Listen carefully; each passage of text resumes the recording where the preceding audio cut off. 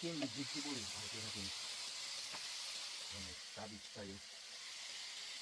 Healthy vegetable ang pinag natin dito. May okra tayo, saka carrots.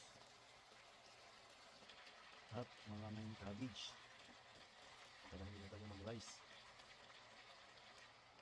At patula. Saka siniri. Diba napaka-healthy niyan? Ayan na yung stir fry natin. Chicken with vegetable. Pwede na walang rice to.